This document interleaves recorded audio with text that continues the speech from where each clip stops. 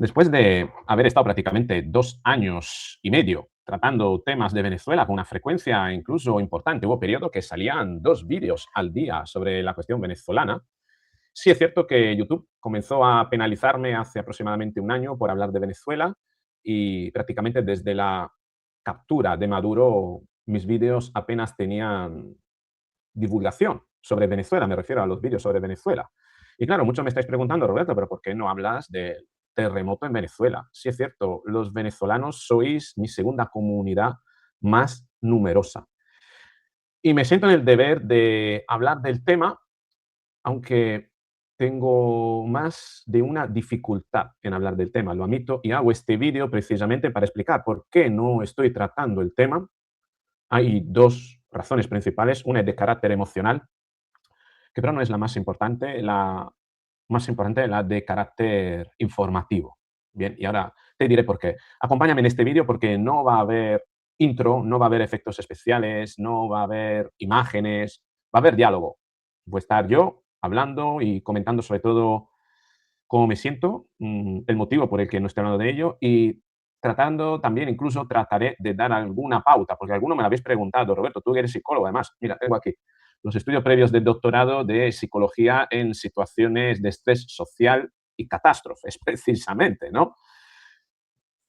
Pero a veces la psicología no sirve, más en situaciones como la actual. En los países avanzados, sí, es cierto que la psicología aporta algo, pero aporta algo cuando hay una base de necesidades que estén cubiertas. Si tu problema es que no tienes de qué comer, de poco te va a servir la psicología para asumir que no tienes comida. Entenderás que lo principal es tener alimento, ¿verdad? Bueno, esto es lo que pasa también con una situación tan límite como la que está viviendo ahora mismo Venezuela, donde tal vez dar pautas de psicología puede hasta incluso resultar insultante cuando hay otras necesidades ahora mismo más importantes.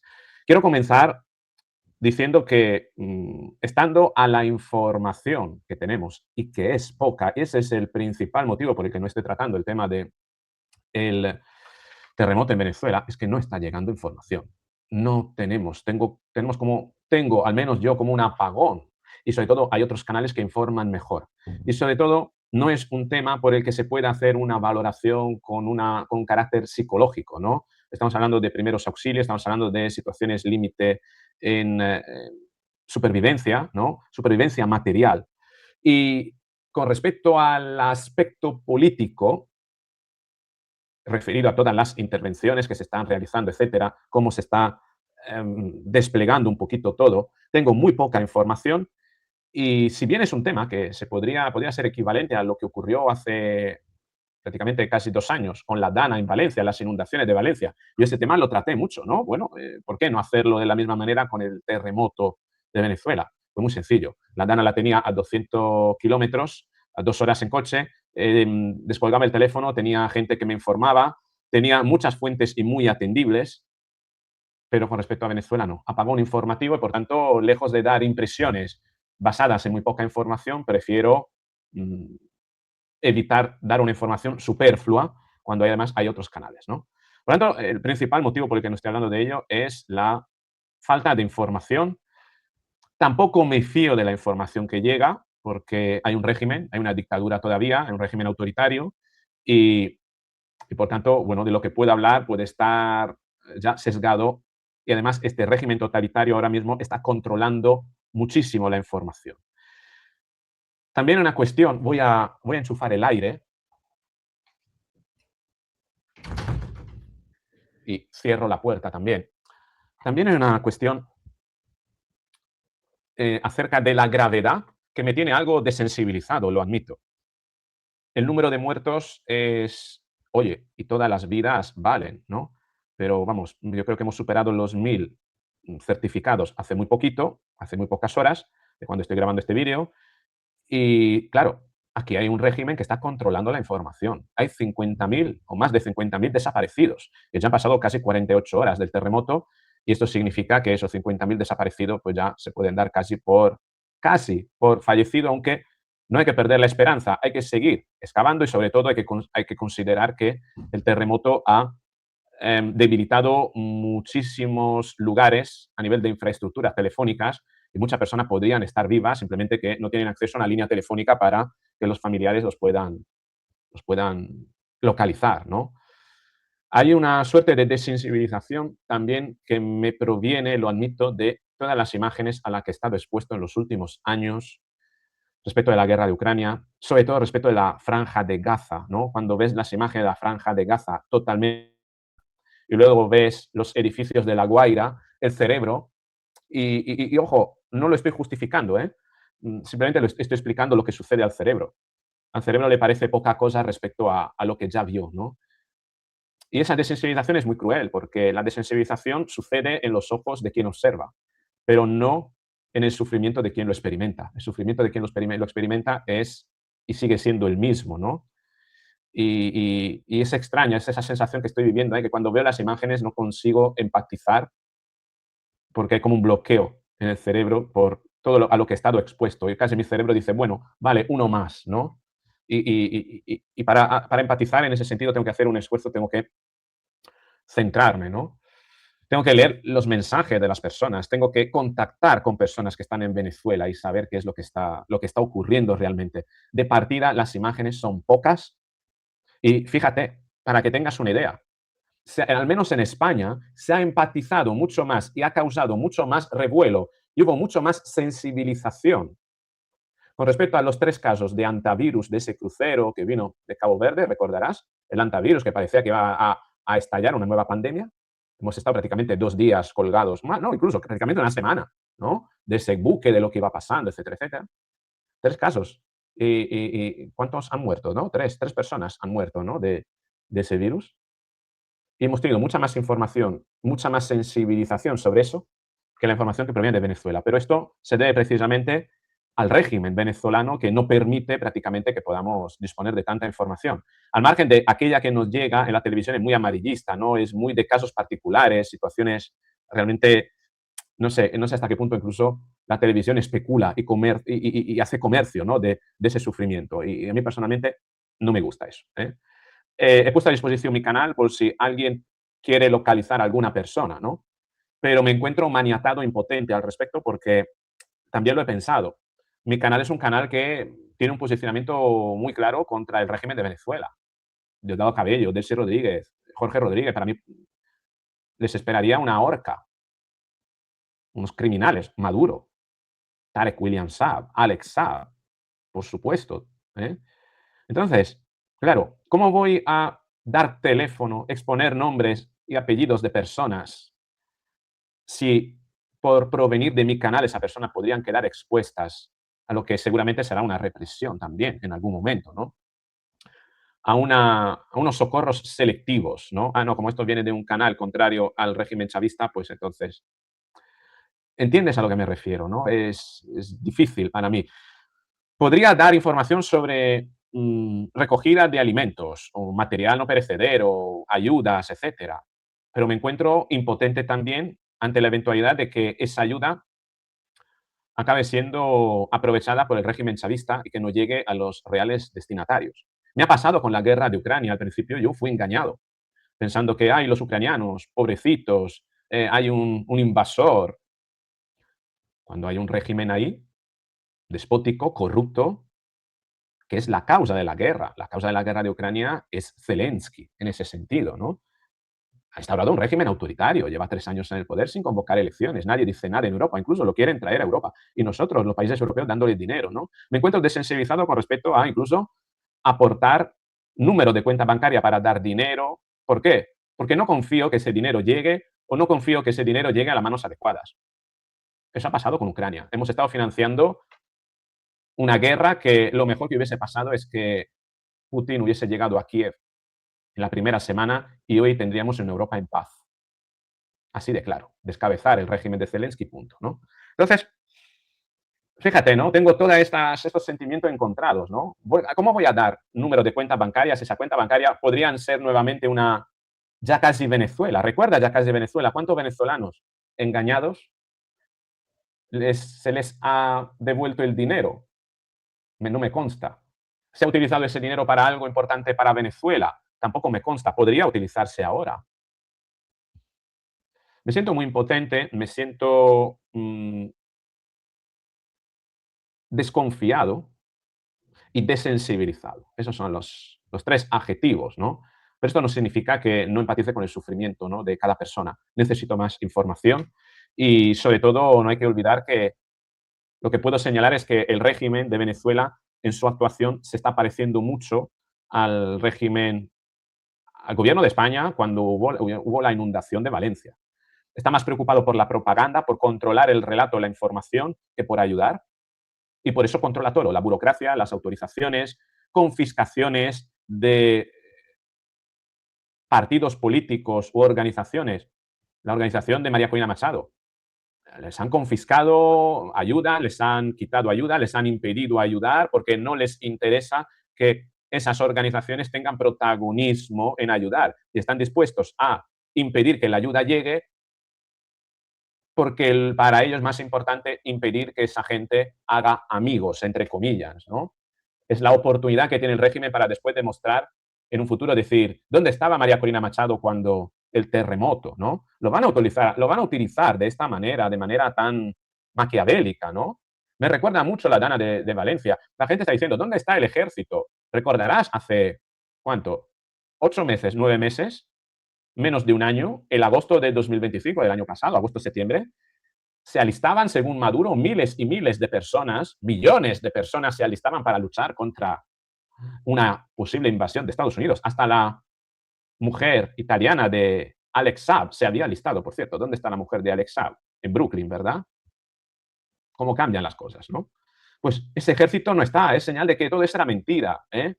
Además, todo esto llega en un momento en el que el país ha sido vaciado totalmente por parte del chavismo, ¿no? Esta además es la demostración, todos esos edificios caídos son la demostración de que encargar al Estado la protección de los ciudadanos es un grave problema, es una sentencia para el futuro. Lo hacemos para tu bien. Ah, sí, Estado, bravo, bravo, sí, ayudas públicas, pagamos impuestos para que el Estado pueda proveer. ¿Perdón? ¿Tú crees que todos esos edificios se hubiesen derrumbado, todas esas casas sociales construidas por el chavismo a base de corrupción, con materiales seguramente de segunda calidad, con normas de edificación relajadas, porque quien construía el Estado y alguien se tenía que llevar una mordida, ya veremos si Zapatero también se llevó alguna mordida de todo eso, ¿no? Me pregunto si se hubiesen derrumbado tantos edificios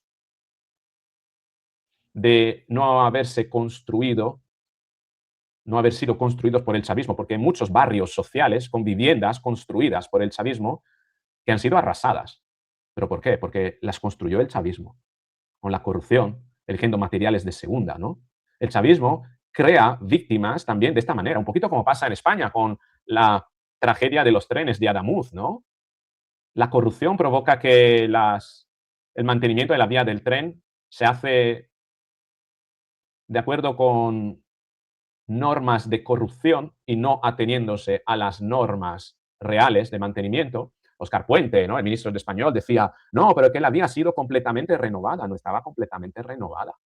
Precisamente el carril que se rompió y originó, ¿cuántos? 46 muertos. Era de 1989, no ha sido completamente renovada. Se hacía con parche, se rellenaba el papel como que si se había hecho y punto. Y así, en Venezuela, estoy convencido que muchos puentes, carreteras, viviendas construidas por el chavismo que quería proteger a todo, proveer para todos, han sido precisamente la jaula y la causa de muerte de muchos venezolanos. Precisamente porque así funciona el socialismo. Quiere encargarse de que a ti no te falte nada cuando a ti te va a faltar y lo que te van a dar, además, es un cheque para una desgracia en un futuro. Un país, el chavismo ha vaciado, ha empobrecido al país y lo ha dejado sin fuerza para reaccionar ante esta tragedia, donde hay grúas, donde hay infraestructura, vías rápidas para llegar. Nada de todo eso. No hay grúas, no hay funcionarios preparados. Recuerda lo miliciano que nos reíamos, esas mujeres gordas, ¿no?, con un fusil que le había dado el chavismo, un Kalashnikov del año 1960, ¿no? Esa es la preparación Esa era la preparación, eso era lo que pretendían luchar de par en par contra los invasores americanos, un ejército profesional. Pero al igual que tenemos esa fotografía de la mujer gorda que pretende luchar contra milicia profesional de Estados Unidos, del mismo modo tenemos una burocracia gorda, unos funcionarios gordos, gente no preparada para hacer frente a esa situación. ¿Por qué? Porque el chavismo, como es el sanchismo en España, se ha preocupado, más que de dotar de las instituciones de profesional competente, rellenarlo con personal fiel para que se mantuviera el decorado de cartón piedra que hacía creer que Venezuela era próspera. Ha servido un terremoto de 7,2, 7,5, dos terremotos juntos que han hecho soplando en la vivienda, ¡pum! Y mostrar que eso era un decorado de cartón piedra que se había venido abajo, ¿no? Por tanto, no hay instituciones para dar servicio. Han sido secuestradas, colonizadas por parte del chavismo, no en base a criterios de competencia, ¿no? De mérito, sino en base a criterios de fidelidad, de dar plazas a amiguetes para que nadie ocupara esas instituciones y poder seguir en el poder. Vemos Venezuela y no podemos pensar, a mí no se me ocurre otra cosa que pensar España dentro de 20 años si el sanchismo sigue. Bastará un terremoto, una inundación. Bueno, ya ha ocurrido con la inundación de Valencia. Ha puesto de rodillas, de los trenes de Adamuz, han puesto de rodillas a la administración española. ¿Por qué? Porque la administración española ya no funciona de manera eficiente. Porque hay muchos funcionarios que ya están ahí. Prostitutas de ministros que tenían puestos de relevancia, de mando, para organizar situaciones de crisis. ¿Entiendes? Por lo tanto, esto es lo que pasa, ¿no? No tengo otra, digamos, otro estado mental con el que afrontar esto, pero no quiero acabar el vídeo sin al menos dar algo de esperanza. Algo de esperanza en el sentido de que, primero, estamos ante un terremoto que, con esos 50.000 desaparecidos, yo tengo aquí los terremotos más mortales de la historia, o mortíferos. Hubo uno en el 1500 en China, murió 8 millones, no, 8, a ver, no, 830.000 personas. El más mortal de la historia reciente es el de Haití, país pobre. Le pasó lo mismo parecido a lo que tenemos ahora en Venezuela, 316.000 muertos. El de China de 1976, 242.000. Indonesia en 2004, 230.000 personas. Pakistán, 2005, 85.000 personas. China, 2008, 75.000 personas. Turquía y Siria, 2023, 60.000 personas. Irán, 2003. Bueno, Turquía y Siria, 2023, hace muy poco. Irán, 2003, 52.000. India, 2001, casi 24.000 personas. El de Venezuela podría estar, seguramente está dentro de los 10 más mortíferos de la historia. Podría estar entre el de Irán y el de India, en un lugar octavo, noveno, más o menos, ¿no? Me han preguntado como psicólogo si puedo dar algunas pautas. Ahora mismo hay que identificar a quién dar pautas, porque hay muchos colectivos para los que las pautas no son necesarias ahora, sino que lo serán dentro de unos días, unas semanas, ¿no? Los que han perdido un familiar, los que han perdido desalojados, ¿no? Los que no tienen techo, ahora mismo están con el duelo, obviamente, ¿no? Los que han perdido un familiar, bueno, a lo mejor sí que podrían necesitar de ayuda, ¿no? Pero creo que aquí se une el perder un familiar con muchas veces perder incluso propiedades, ¿no? Y eso significa que entras en modo supervivencia y lo principal que tienes que hacer es resolver tu propia supervivencia, tus necesidades básicas, un techo donde dormir, asegurar lo poco que tienes, que no te roben. No puedes elaborar un duelo si has perdido a alguien, ¿no? Si has perdido a alguien y vives lejos, porque aquí claro, en Venezuela se junta otra cuestión, la impotencia de 9 millones de venezolanos, 9 millones de venezolanos que han abandonado el país en los últimos años y que sienten que no pueden hacer nada. Esa impotencia es brutal, tiene que ser, imagínate, te ha ido del país, tiene familiares, te gustaría saber, te gustaría ayudar, no puedes.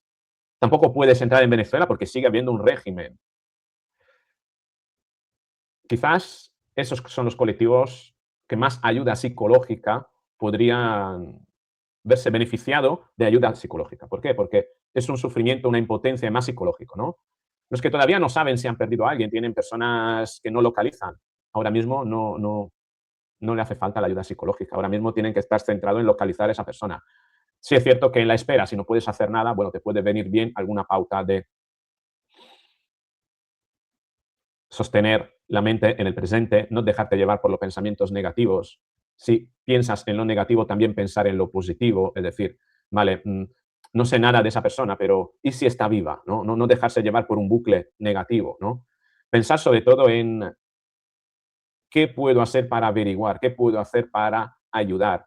Y sobre todo, toda aquella persona que se sienten afectada, que vayan a ayudar de la mejor manera, aunque sea mover una piedra, si esa es la ayuda que puedes dar, bienvenida será esa ayuda, porque al final el hecho de que la gente pueda unirse y cooperar, colaborar, es una forma de compartir el duelo. ¿M? A veces se dice mal de mucho, consuelo de tontos, pero funciona. Es decir, compartir el duelo, extenderlo, eh, hacer que sentir que no estás solo, no estás sola, que no estás en tu casa aislado en tu sufrimiento, sino que esto se comparte, te hace pensar que vale, que, oye, mira, en un momento de bajón hay otra persona que pues, a lo mejor tiene un poquito más de fuerza. O en un momento de bajón hay una persona que hace algo y eso algo que hace es inspirador para ti y te saca de un bucle, ¿no? El compartir te permite acceder a esa experiencia. Si estás solo, es la soledad, acabo de leer un artículo que ha salido aquí en España. Las personas solas tienen una expectativa de vida de 7 años menos respecto a las personas que viven en comunidad. La soledad mata, la soledad te hace entrar en bucle, te, te hace mucho daño a nivel psicológico. Por tanto, no estar solos. Y si se puede ir a ayudar, ir con otras personas que pueden ayudar, ir a hacer algo, pasar a la acción, no dejar a la mente cabalgar especulaciones. Allá donde tú estás pensando, en lugar de pensar, deberías pensar, deberías pasar a la acción, ¿no? La mejor solución a un problema siempre proviene de la acción, no del pensamiento, ¿eh? Sí es cierto que muchas veces hay que pensar para dar una solución, pero en ese sentido, quedarte paralizado te puede hacer mucho daño, ¿no? Luego están las personas que ayudan y que van a vivir situaciones límite, van a vivir situaciones que les afectan, que mientras están ayudando ahora no se dan cuenta. Para esa persona la ayuda psicológica será oportuna cuando todo esto haya terminado.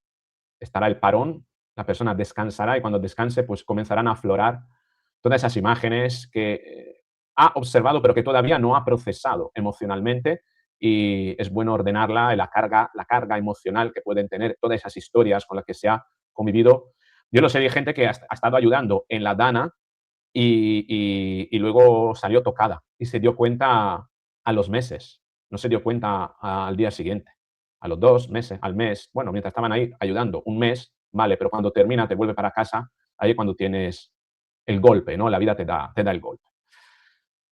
Mm, Muchos preguntan y reprochan, y a mí también se me ha ocurrido el hecho de que, jo, que esto tenía que ocurrir ahora a Venezuela con todo lo que ha pasado, con todo lo que están viviendo los venezolanos.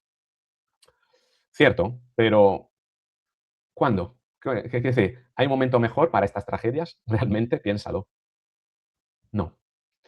Pero sí que puede haber momentos peores para las tragedias. Y si bien es cierto que para mí Donald Trump no hizo el trabajo completo, lo dejó inacabado, tendría que haber capturado a más gente, derrocado el régimen antes, ahora tendría que estar Edmundo González, tendría que estar María Corina Machado liderando, cooperando, trabajando para resolver los problemas y, sin embargo, sigue habiendo un régimen preocupado más por el relato, por la imagen, por el control, por la represión.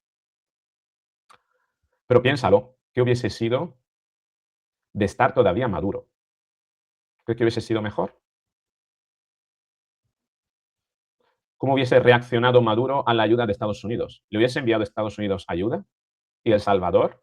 Piénsalo. Tal vez dentro de la desgracia podríamos considerar incluso una suerte el hecho de que al menos esto ha ocurrido con un régimen que está en diálogo constante con Estados Unidos y con unos puentes tendidos con Estados Unidos que permiten que la ayuda llegue y sobre todo que pueda ser supervisada. Porque con Maduro esto sería un no ha pasado nada. Eso sería un Vargas 2.0. Sí, la tragedia de Vargas de 1999, que coincidió con el día en el que habían unas elecciones importantes y que Chávez no quiso parar esas elecciones hasta se aprovechó de la tragedia de Vargas al estilo Zapatero con los atentados del 11M. Fue un deslizamiento de tierra, murieron creo unas 30.000 personas aproximadamente. Y Chávez no paró las elecciones, invitó a la gente y a los suyos que fueran a votar, ¿no? Se benefició de esa tragedia, ¿no? Ojalá, si el chavismo entró al poder precisamente gracias a la tragedia de Vargas, ojalá el chavismo salga del poder gracias, si es que podemos decir gracias, al terremoto de La Guaira de 2026.